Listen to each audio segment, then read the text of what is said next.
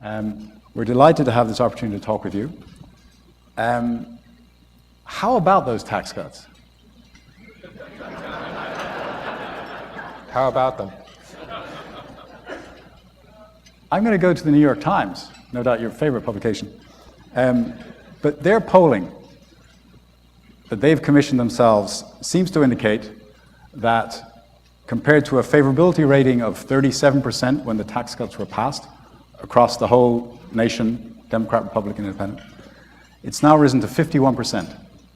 So more than half of the nation now think it was a good idea. Has this surprised you that the numbers moved that way? Not at all. If anything, it surprised me where the numbers were originally. But let me just give you a quick overview of really what we were trying to accomplish and why it was so important to the president that we do this. So the first part was on the business tax system. We had one of the highest corporate rates in the world. We taxed on worldwide income, but we had this crazy concept of deferral, that if our companies left their money offshore, they didn't have to pay taxes. So it encouraged companies like Apple to leave hundreds of billions of dollars offshore. So the first part of the tax plan was about making a competitive business tax rate. We lowered the corporate rate to 21%. We lowered the rate for pass-throughs in small businesses to a level it hasn't been since the 1930s. And we went from a worldwide system to a territorial system, taxing people on money that they make here. And the second aspect of it was the president felt very strongly we wanted to have a middle-income tax cut, give people back more of their money so that they could spend it, save it, and stimulate the economy. So that's really what it's been about. There's been some talk of a do-over, or at least a look at some of the details that may need to be corrected, a second look, some international provisions in particular. Do you have any plans to tinker with it? You know, there's first of all, there's 80 aspects of the tax bill that are left to me, the secretary, but it's obviously really my entire team, to write regulations and definitions and everything else. So our most important thing is this changes everything at the IRS, from the systems to the call centers to the technology to the forms. So our number one focus is implementation. You could think of this as this is the largest project management thing I've ever overseen, and one of the largest in the United States. That's the major part of it. There's a lot we can do by regulation. There are some technical corrections that we're going to need to do that were just, what I would say effectively the equivalent of typos that need to be corrected. Not changes in policy where the drafting didn't end up with what Congress intended to do. So a couple of $1 billion here, a couple of $1 billion there. No, it's really less. It's less about the money, but I'll give you an example. For farmers, there's certain incentives, and when we did the bill, we wanted to make sure if you were a farmer and you sold through a co-op, that you got the same incentives that you sold direct. So we paid all this attention to making sure the language had on co-ops, and then what Congress realized is that they didn't fix the language so you could sell direct. So again, it's making sure that we put, in this case, farmers on a level playing field, no matter how they're selling into the market. So I'd say these are highly technical things. It's not about impacting money, it's about making sure that the law is documented correctly.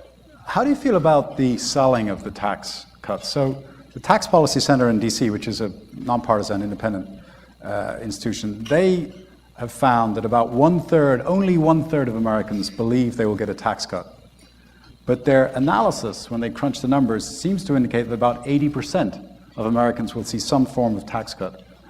What's the disparity there, and how can you rectify that? Look, there were a lot of negative ads. There were a lot of negative things on TV while we were doing this. There were a lot of people saying why we shouldn't do it. I think what you're seeing is now that the average American begins to see how it impacts them, the polling changes. So for example, one of our first priorities at Treasury working with the IRS was making sure we got withholding changed on February so that Americans, over 80% of Americans will see changes to their withholding taxes and will get back money. The other thing, and we've been really pleased and proud of the response of companies, over 4.5 million workers have now received special bonuses of $1,000 or more, where companies have recognized the impact of this and given people one-time bonuses and raised minimum wage. So whether it's Walmart, which is obviously the largest employer. There's hundreds of companies now that have responded positively. Now, it's no secret to you that the yield on the 10-year treasuries is at 4-year highs. There are clearly anxieties in the markets that deficit spending is going to get us into trouble. How are we going to pay back our debts? 1.5 trillion potentially cost in the tax cuts, another 300 billion that was committed in the recent deficit spending agreement in Congress. I understand the argument, if we grow the economy faster, we can pay for it. How confident can we be that our economy will continue to grow and will grow faster than it's growing now to pay for these cuts? Did you have that written down, or did you steal that from the high school kids? These high school kids briefed me. They asked the same question. Yeah. It's a multi-part question, so let me just try to dissect it and answer a few parts of it. Part number one on the national debt. The debt went from 10 trillion to 20 trillion in the last 8 years. That is a significant concern to the president and me. A lot of that money was spent in the Middle East on wars that perhaps we shouldn't have been in. So, the increase in the national debt is definitely something we're going to need to address over time. The cost of the tax deal, so because we did this through budget reconciliation, you have to score it. We scored it on what we call a static basis, which is $1.5 trillion with no change in behavior. Well, 500 billion of the $1.5 trillion were things that were the difference between what we call the policy and the baseline. Again, this is very technical government stuff, but the difference is the tax extender bills that get rolled over. So the real difference was $1 trillion, not $1.5 trillion. And we think there'll be an extra 90 basis points of growth in GDP. We think we'll create over $2 trillion of revenues, but the break even is about 35 basis points. So I'm very comfortable in that. The last piece that you mentioned was the 300 billion of additional spending, which again, having nothing to do with taxes. We just passed a bipartisan bill to keep the government open and spend money.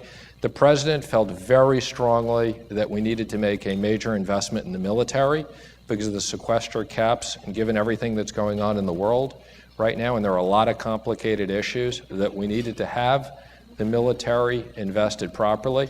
And the cost of doing that was increasing non-defense spending as well. I think if it had been up to the president alone, we would not have seen the same type of increases in non-defense. So again, these are issues we're going to have to deal with over time. But it is clear the markets are concerned. They see a lack of fiscal discipline. They see a budget. JP Morgan is predicting a budget deficit is up to 5.4% of GDP next year. These are not good figures. The markets speak for themselves. How can we reassure these markets? Actually, I would debate that. I don't think the markets are concerned. If anything, I would say the markets have absorbed the numbers incredibly well. As it relates to the debt markets, interest rates have gone up somewhat, but that's really not because of the size of the funding. That's really in anticipation of growth and what's happened with the tax deal. I think if you look at the stock market, despite the fact we had a correction, that's because we had one of the all-time great rallies. I mean, we were up close to 40% since the election. So the fact that we had a 10% correction and all the markets worked perfectly, circuit breakers didn't even have to go in, I think that's actually was healthy. So if anything, I would say, the markets are very, very favorable to all these policies.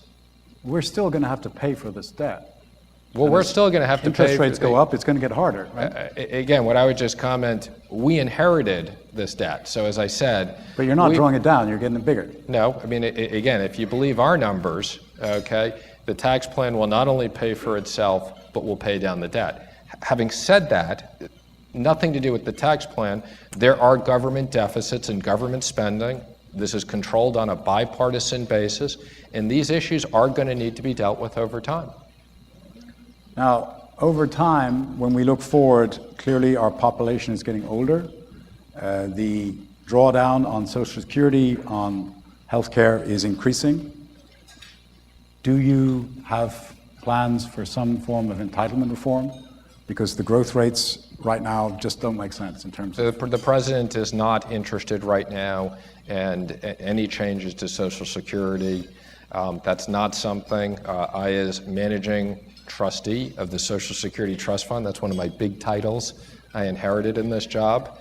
We're focused, our number one focus is creating economic growth. The single most important thing we can do to help all these issues and deal with these issues. When I got this job, everyone basically said, the US market is going to be at 2% GDP. We can never get back to 3% GDP. There's structural issues, there's issues of the size, there's productivity issues, there's aging of the population. We said we want to have policies that will get to 3%. 2% is not good enough. And we're well on our way. We've had over 2 quarters of 3% GDP, and we're focused on policies that will lead to sustained growth. So let's talk about those policies.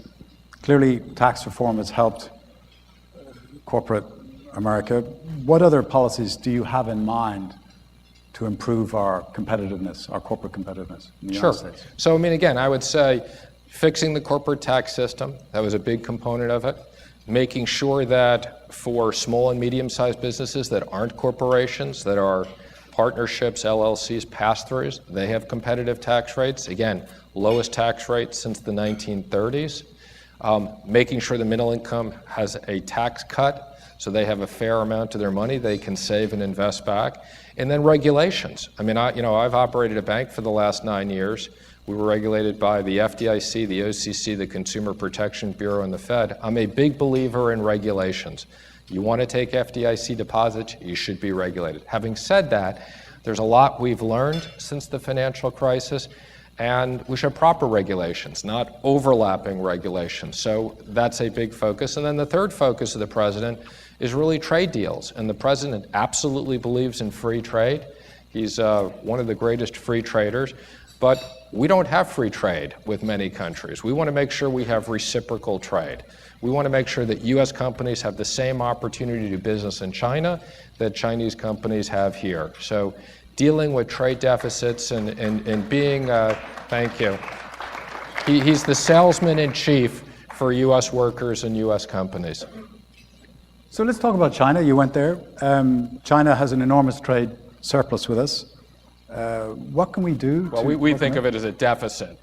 From their perspective, China has a surplus. Yeah. Yes. We have a deficit. Yes, exactly. What can we do to work at that? We're having very active discussions while we speak. So I'm not going to go into all the details, but I would just make a couple of comments. One, on the good news front, I think President Xi and President Trump have the best relationship of any two presidents in the history of the two countries, including Nixon. They speak regularly. They have very frank discussions. We are having very direct discussions at all levels. I think, China's been very helpful with us in North Korea and what we're trying to do with getting rid of nuclear weapons on the peninsula. They've been critical to helping us at the UN. So we're having lots of dialogue. But since the first meeting at Mar-a-Lago, the president has made it very clear to President Xi that trade deficit has to come down. But it's not. Not yet.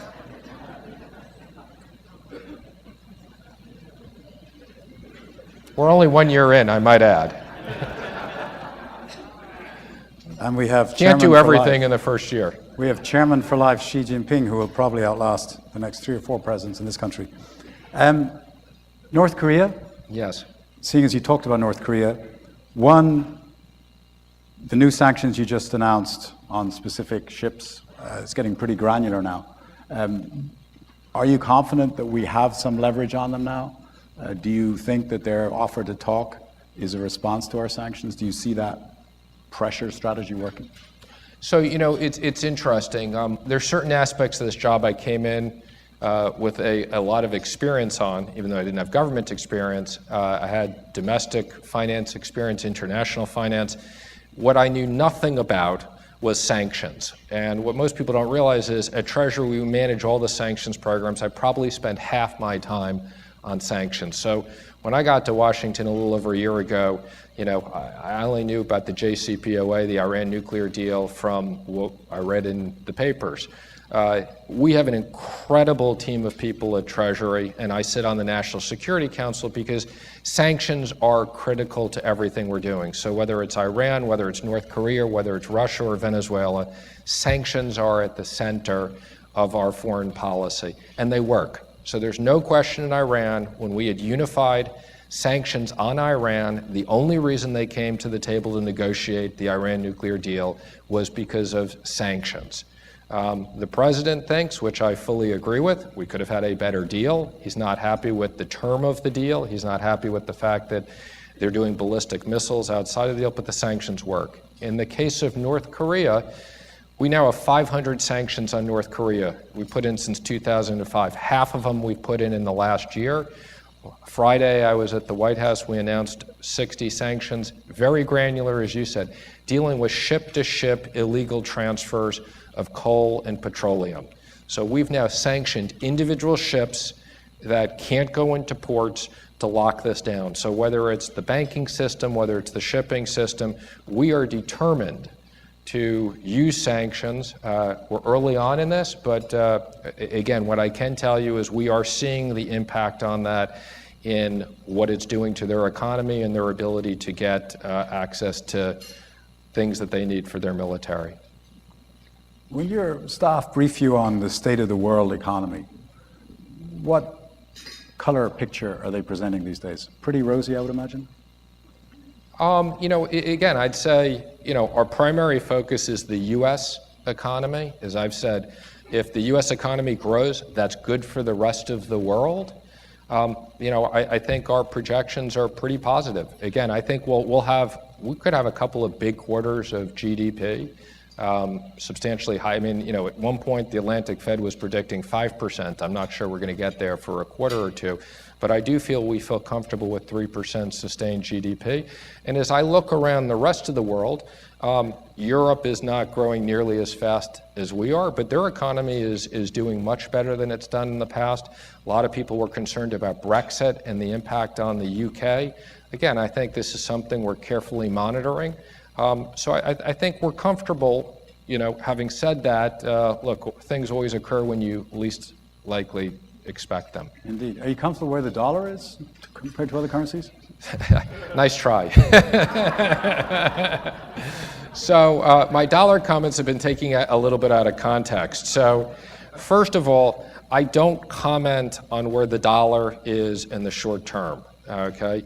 No different than we believe in Fed independence. We believe in the dollar is a free market. It's one of the most liquid markets in the world.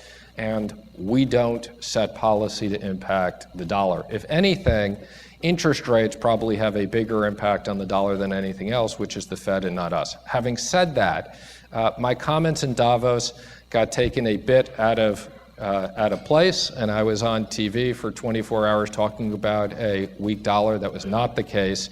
I fundamentally believe in the long term, a strong dollar is good for the U.S. and is a sign of the U.S. economy and the reserve currency. Where the dollar is in the short term is not something I'm terribly concerned about one way or another, and has different impacts on different parts of the economy. You mentioned interest rates. The question of inflation comes up. I was just chatting with somebody just before we had this meeting he's in the food service industry. He says he's getting calls from his suppliers every week indicating prices. They want to raise their prices. I know that Jay Powell is going to be talking about this in the coming days, but what's your sense of inflationary pressure in our economy now as we continue to grow? Well, that I can talk about, and I have a few views on.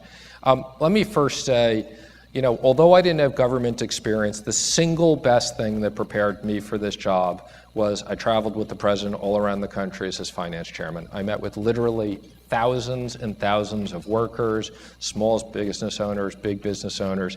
I fundamentally have lived in LA and New York. Let me tell you, from traveling the country, LA and New York is not the rest of the United States.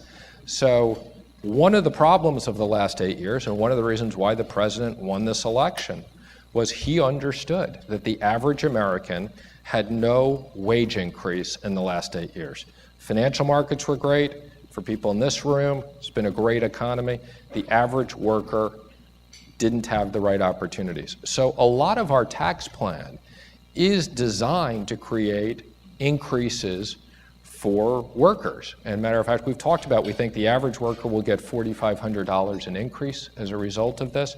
We've seen over 4.5 million individuals receive special bonuses from companies as a result of this. So we want some wage inflation. I'm comfortable, we'll see. I think we'll get some wage inflation without a crossing over into general concerns of inflation. One of the good news is, the U.S. has a very different level of energy independence than it did 10 or 20 or 30 years ago. So when you used to really think about risk to the U.S. economy, it was energy inflation and what did that do? So I think we can be in a period of time where, again, a little bit of inflation is a good thing. The Fed targets a little bit of inflation. The fact interest rates have gone up is a function of people's confidence in the economy growing. And we'll see. I respect the Fed's independence, but I think they'll probably do a good job of managing these issues. The market dropped 1,175 points on February 5th, the biggest ever point drop. It's since recovered somewhat, but shortly afterwards you pointed to the involvement of algorithmic trading, which is computer generated, no human even touches, and done very quickly. Is there a case to be made for some regulatory oversight of this algorithmic trading, which... Well, there is already a lot of regulatory oversight in the market, and I think the good news is, look, the market dropped again, a lot in points, not as much in percentage as some of the things we've had. Markets function perfectly. There's circuit breakers. Very few circuit breakers were triggered. I called the major banks the next morning. Absolutely no settlement problems, no liquidity problems, very orderly. And I would just say again, I don't comment on what the market is on the short term, but the market was up over close to 40% since the election in an incredible rally. To a certain extent, a little bit of a correction was probably a good thing. But I think the bigger issue was the fact you could have a correction of that size and very little impact in general. But there's no question the advent of electronic trading does make it, when markets move, they move faster and tend to move more. Let me dig deeper into this digital world. Bitcoin, you have pointed to the role that Bitcoin plays in financing terrorist groups, in particular ISIS. And of course, the great advantage for them is it's untraceable, it's confidential, they can pay for stuff in one country and withdraw in another country. It seems to me, and you suggested that maybe there should be some effort to limit this, that argument is hard to refute. Who wants ISIS having free access to free cash? The question is how one would do that in this highly unregulated world. Sure. Well, one of my roles as Secretary I chair what's called FSOC, the Financial Stability Oversight Council. And what I do with that is I convene all the financial regulators. I don't have the right to tell them what to do, but I have the right to convene them, and it's an area where we talk about a lot of important issues. And we have set up a specific subcommittee to look at cryptocurrencies. So Bitcoin is obviously the biggest. For those of you who don't follow these things, it literally went from 1,000 to 20,000, I think back down to 6,000, back now around 10,000. This is obviously one of the most volatile investments you've ever seen. I don't think you can call it a currency, although it has certain aspects of a currency. People have talked about digital currency and should you have digital dollars and digital euros, and I can come back to that in a minute. But the technology is very important of distributed ledgers. In the United States, if you want to trade Bitcoin, anybody who's attached to the Bitcoin network, if you're a dealer, if you're a wallet, you're subject to the same rules as a US bank for money laundering, know your customer, BSA, Bank Secrecy Act. So we can monitor US institutions trading of Bitcoin. We now have a futures market where, again, there's things that can be monitored around the ordinary trading. Our concern is there are other areas of the world where you can't monitor anything. And it is the equivalent of an old Swiss numbered bank account. And this is something that we are very focused on working with the G20. There's a lot of agreement on this, that we need to be able to make sure that all the different major countries can monitor these transactions so that it's just not used for illicit transactions of bad guys. So that's something we're very focused on. Speaking of illicit transactions, and given that we're in California, you've talked about whether we should bank marijuana sales.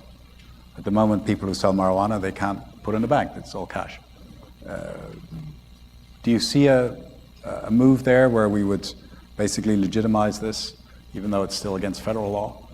Again, this is what you realize when you're in government. There are a series of issues that are very complicated issues. This is a complicated issue. So you start with the issue of, federal laws versus state laws. This is something that needs to be figured out, okay? Sessions removed kind of certain instructions that have been given on the state and their issue of prosecuting. So again, it's a complicated issue where you have activities that are against federal law but are subject to state law. Again, I'm not going to comment how that gets figured out because that is out of my lane. The issue of what do banks do? So again, within Treasury, we have an area called FinCEN, which does give guidelines to the banks.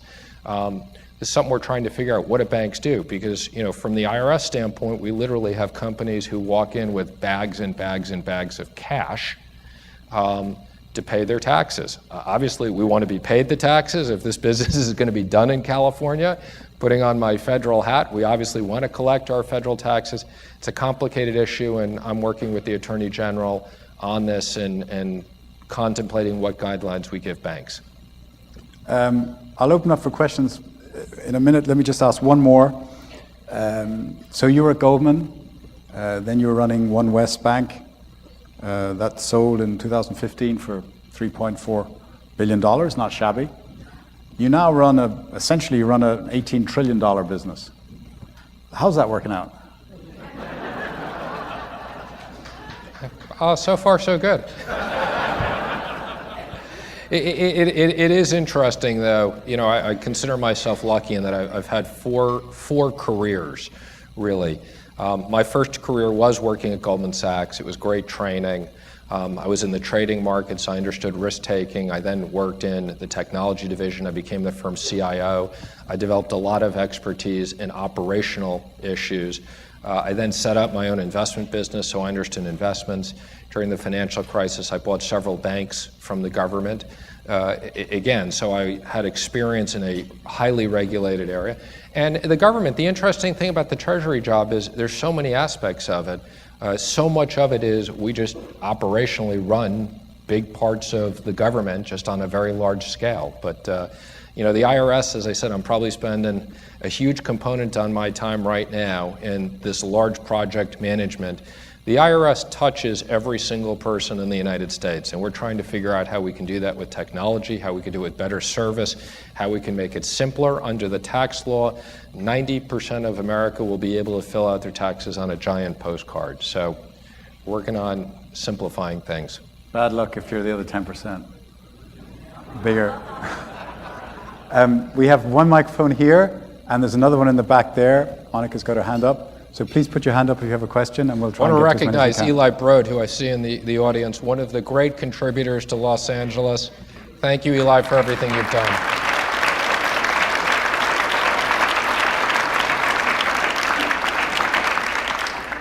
There's one over there. Connor Muldoon from Causeway Capital. So first of all, congratulations on the passage of tax reform. As a global money manager, we definitely appreciate a more competitive U.S. tax regime.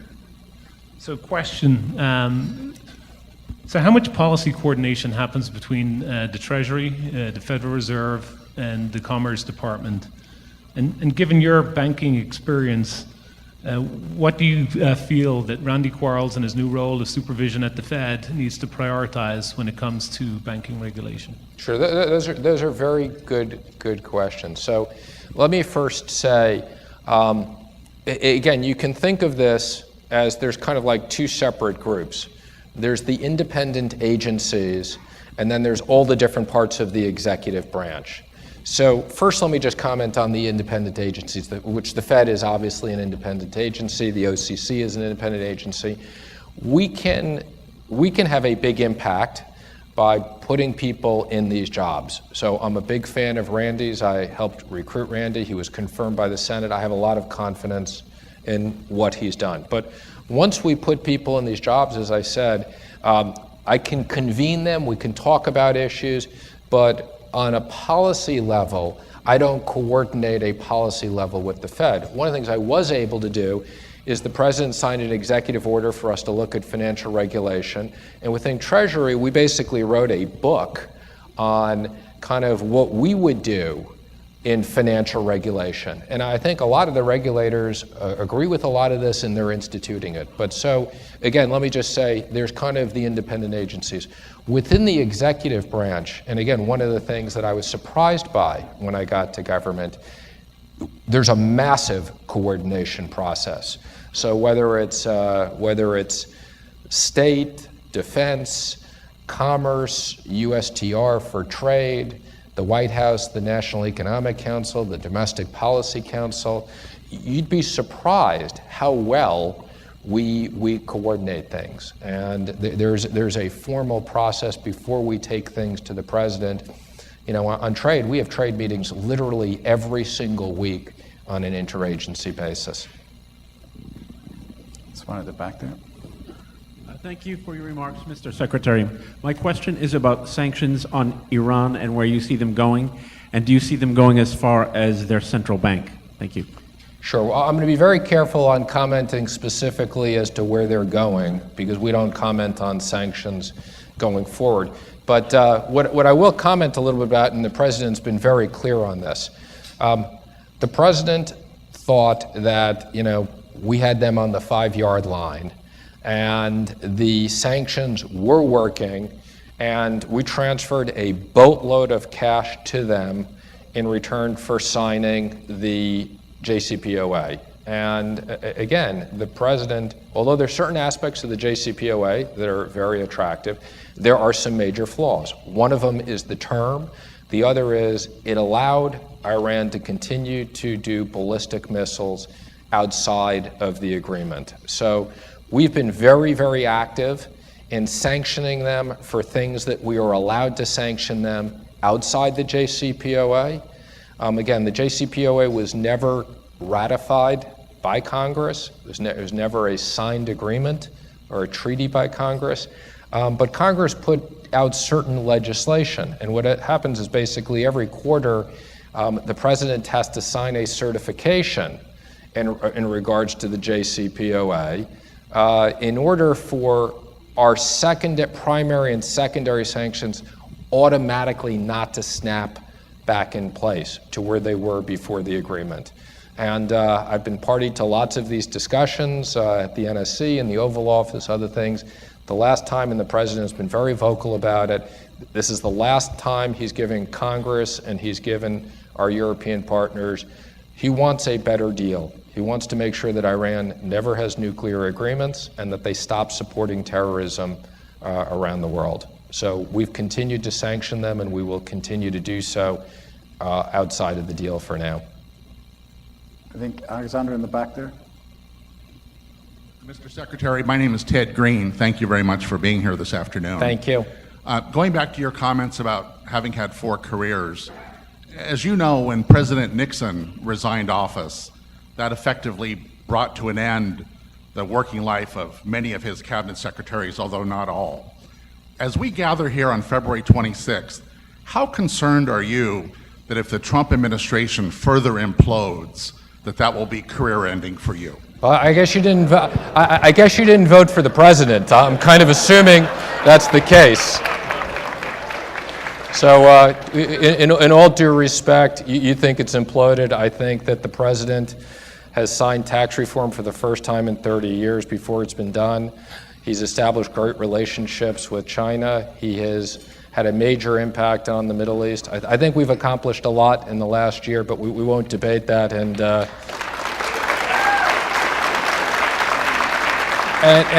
I would just say, from my own personal standpoint, I consider it to be a great honor to be in this job every day, trying to figure out how I can do things that are good for Americans and workers and everything else. And I'll do that for as long as I'm in this job. And I think it'll be for a long time. Secretary, thank you for being here. Secretary Mnuchin, a quick question. At a recent congressional hearing, you were asked about double tax treaties, and I think it was regarding the Republic of Armenia. But broadly speaking, can you share with us the value of double tax treaties to the United States, and will it help address the trade deficit that we have with a number of countries? Sure. Well, I mean, I'd say we have a lot of tax treaties, and the purpose of the tax treaties is to make sure that there is not double taxation and that the tax systems work fairly for trade and investment. And that's something we'll continue to do. I think to a large extent, the fact that we've moved from a worldwide system to a territorial system eliminates a need for a lot of that. I'm not saying all of it, but it was a much bigger issue when we taxed on worldwide income. So hopefully, because we fixed the system, that's something that's not as big of an issue going forward. Look, we want to make sure that other countries tax our companies fairly when they're doing business there, and vice versa, that we're taxing people. I do think a lot of the transfer tax issues also are going to be helped in the new tax system. Over here. Okay. My name is Lisa Korbatov. I'm president of the school board at Beverly Hills Unified School District. My question for you is, how are you handling malfeasance, corruption and waste and fraud within the government? The IRS had its own scandal before you guys got there. For instance, they're putting a subway under our only high school that's costing an extra $400 million to move it 800 feet from the public right-of-way. That's an example of waste. That's an example of not putting the public needs first, public safety. There are multiple examples across the country. What can you do to address it? Sure. No, look, that's an important issue. And, you know, I think on every level, on the city, on the state, on the federal government, it starts with transparency of what are we spending money on, and then it starts with holding government officials accountable to be able to explain decisions.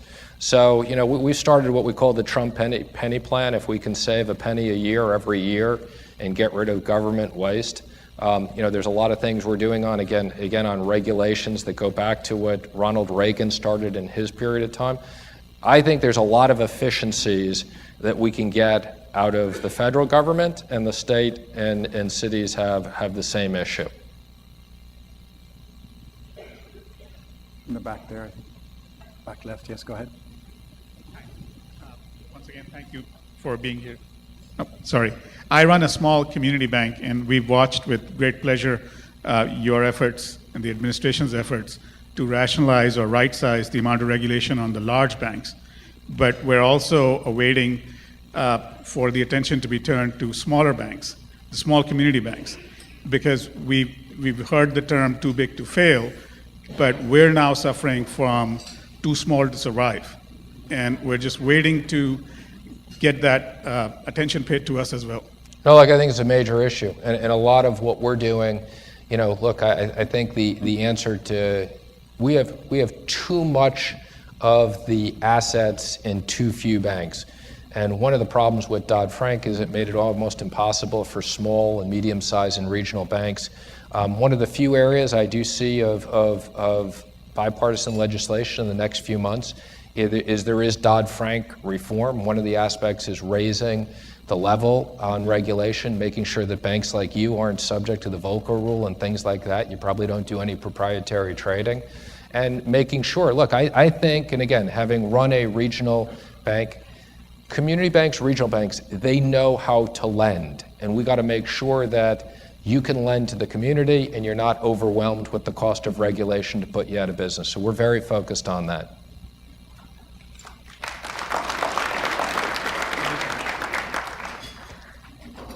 Thanks for coming today. This woman here has done the best job every single time. So why don't we let her speak? Because you can stand up because you've been like going crazy every time.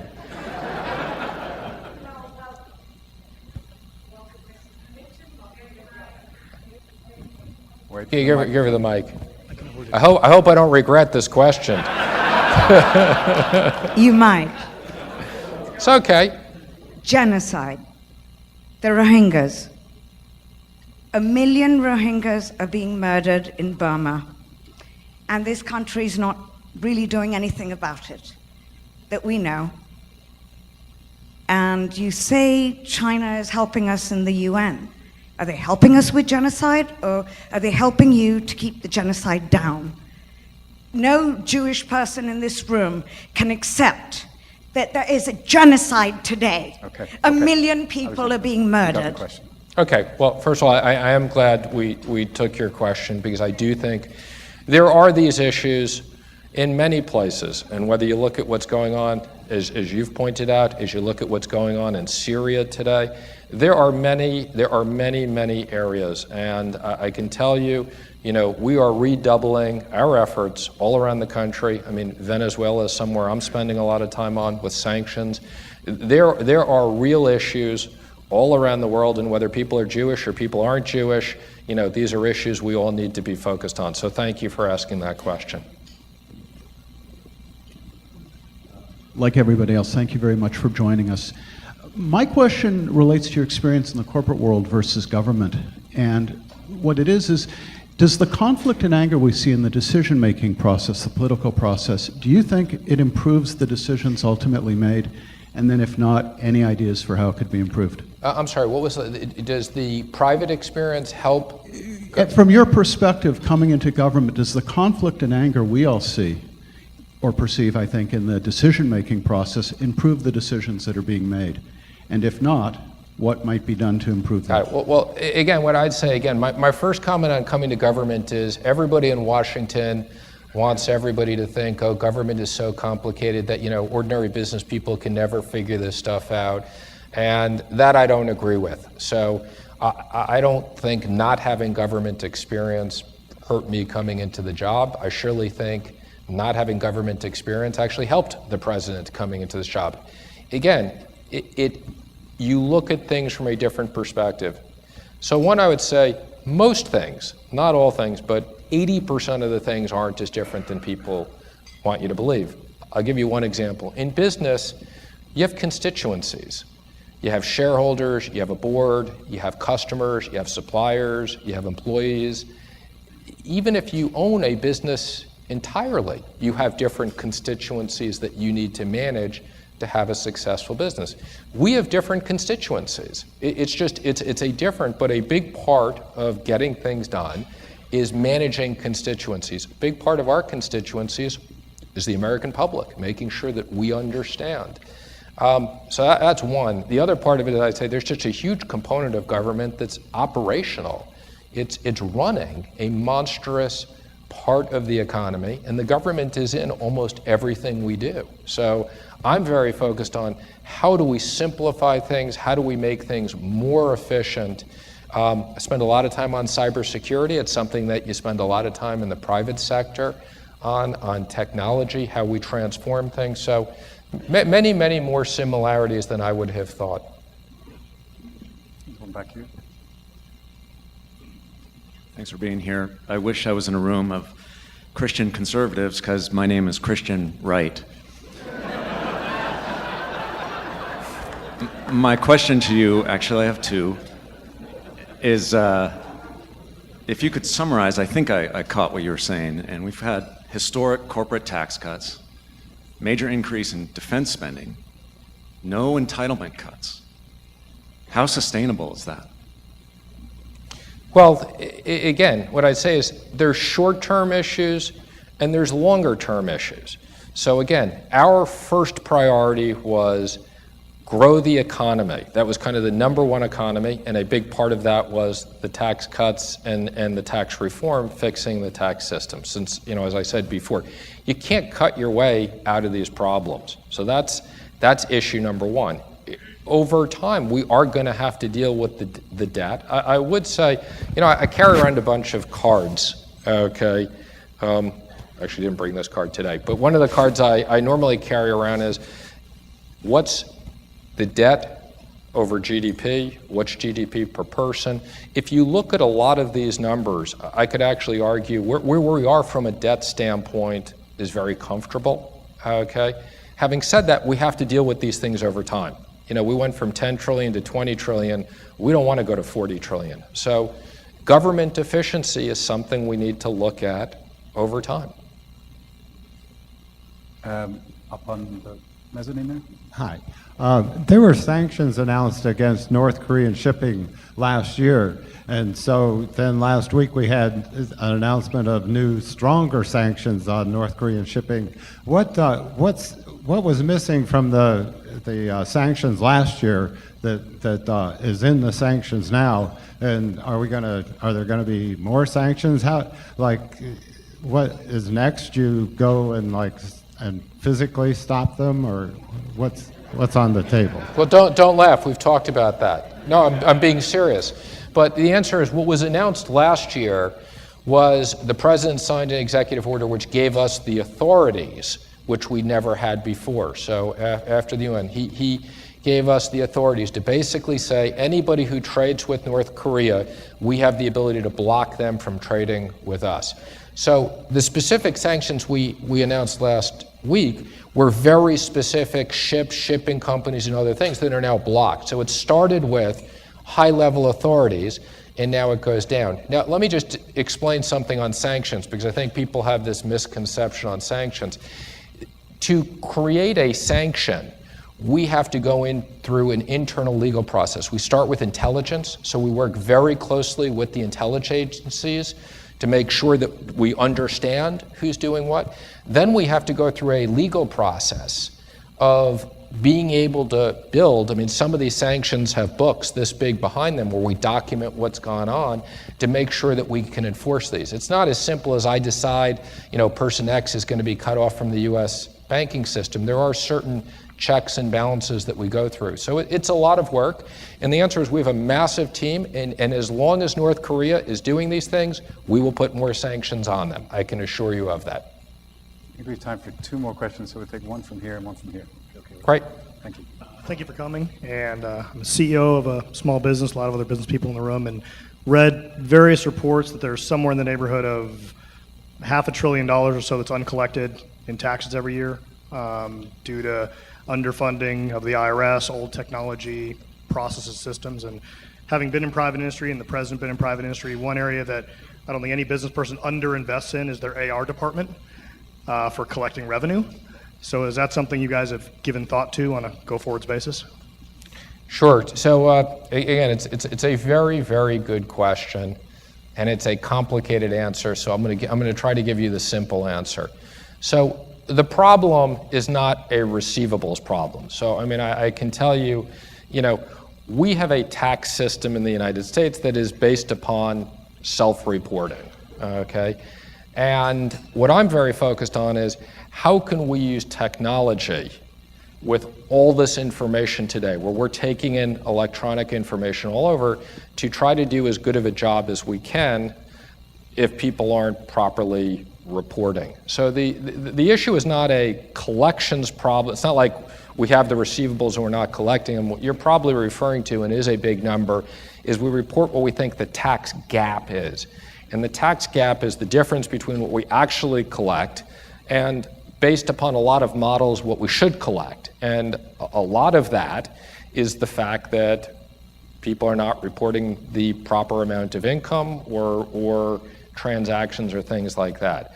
And the short version is that we do have a very good return on investment on audits. Okay, so on the one hand, there are people in Congress who think, well, just throw more money at this and audit more people. It's a great return.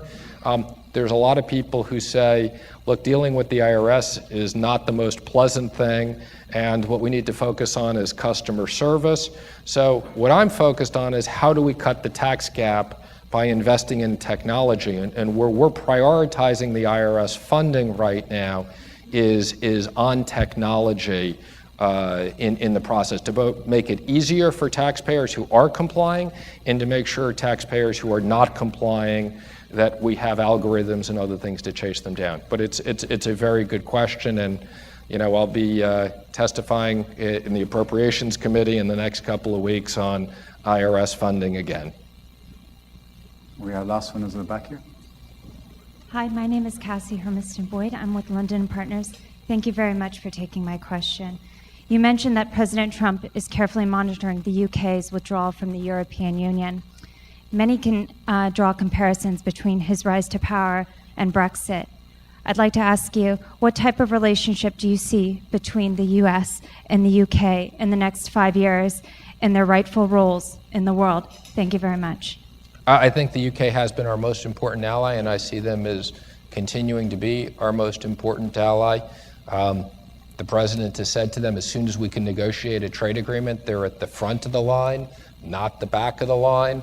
I can tell you, I speak to the UK, the Chancellor at the UK, the Exchequer, the Finance Minister on a regular basis. We talk on foreign policy issues, sanctions. We have a very close relationship with them. I will say, look, we respect their decision to do what they wanted to do, for the people to do it. I think one of the things that was unique is they weren't in the euro. I think that made it easier for them to exit. But having said that, they're going through a complicated negotiations with the European Union. Again, we're not really involved in those, other than behind the scenes being supportive on both sides to resolve what could be financial issues that have bigger impacts on markets. Well, thank you all for coming. Secretary Mnuchin, thank you for sharing your thoughts with us. Thank you.